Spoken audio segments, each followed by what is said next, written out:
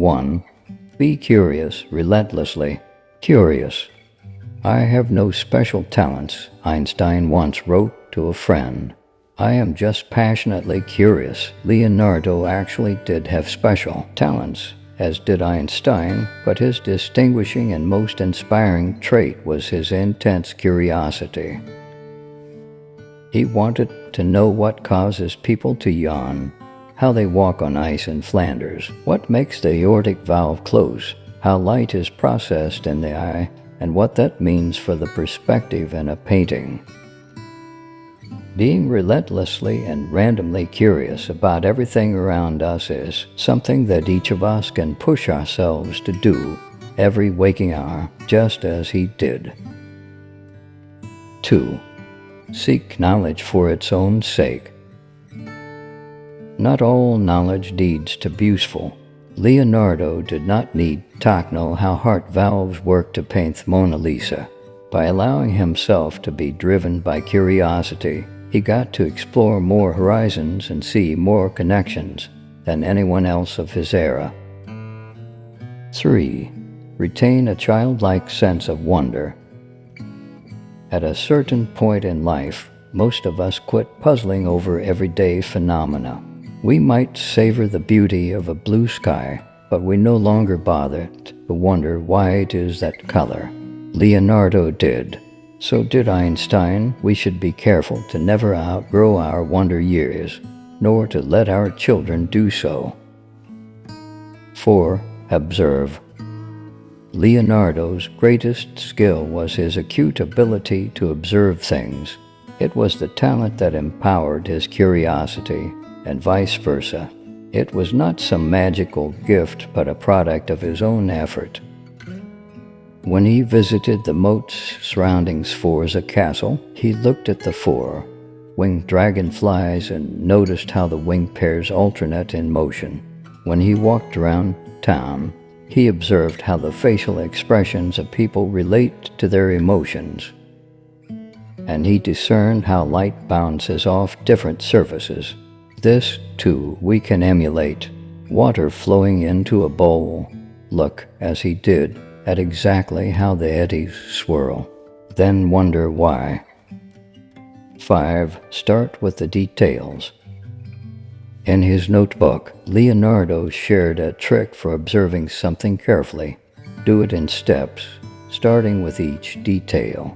A page of a book, he noted, cannot be absorbed in one stare. You need to go word by word. If you wish to have a sound knowledge of the forms of objects, begin with the details of them, and do not go on to the second step until you have the first well fixed in memory. 6. See things unseen. Leonardo's primary activity in many of his formative years was conjuring up pageants, performances, and plays. He mixed theatrical ingenuity with fantasy. This gave him a combinatory creativity. He could see birds in flight and also angels, lions roaring and also dragons. 7. Go down rabbit holes. He filled the opening pages of one of his notebooks with 169 attempts to square a circle. In 8 pages of one notebook, he recorded 730 findings about the flow of water. In another notebook, he listed 67 words that describe different types of moving water. He measured every segment of the human body, calculated their proportional relationships, and then did the same for a horse. He drilled down for the pure joy of geeking out. 8. Get distracted. The greatest rap on Leonardo was that these passionate pursuits caused him to wander off on tangents. But in fact, Leonardo's willingness to pursue whatever shiny subject caught his eye made his mind richer and filled with more connections. 9. Respect facts. Leonardo was a forerunner of the age of observational experiments and critical thinking. When he came up with an idea, he devised an experiment to test it, and when his experience showed that a theory was flawed, such as his belief that the springs within the earth are replenished the same way as blood vessels in humans, he abandoned his theory and sought a new one. If we want to be more like Leonardo, we have to be fearless about changing our minds based on new information. 10. Procrastinate. While painting the Last Supper, Leonardo would sometimes stare at the work for an hour, finally make one small stroke, and then leave. Men of lofty genius sometimes accomplish the most when they work least. He explained, for their minds are occupied with their ideas and the perfection of their conceptions to which they afterward give form. Most of us don't need advice to procrastinate. We do it naturally, but procrastinating, like Leonardo, requires work. It involves gathering all the possible facts and ideas, and only after that allowing the collection to simmer. 11. Let the perfect be the enemy of the good. When Leonardo would not make the perspective in the battle of Anghiari or the interaction in adoration of the Magi work perfectly, he abandoned them rather than produce a work that was merely good enough. He carried around masterpieces such as his Saint Anne and the Mona Lisa to the end, knowing there would always be a new stroke he could add. Likewise, Steve Jobs was such a perfectionist that he held up shipping the original Macintosh until his team could make the circuit boards inside look beautiful, even though no one would ever see them. Both he and Leonardo knew that real artists care about the beauty even of the parts unseen. Eventually, Jobs embraced a counter-maxim. Real artists ship, that is a good rule for daily life, but there are times when it's nice to be like Leonardo and not let go of something until it's perfect. 12. Think visually. Leonardo was not blessed with the ability to formulate math equations or abstractions, so he had to visualize them, which he did with his studies of proportions, his rules of perspective, his method for calculating reflections from concave mirrors, and his ways of changing one shape into another of the same size. Too often, when we learn a formula or a rule, even one so simple as the method for multiplying numbers or mixing a paint color,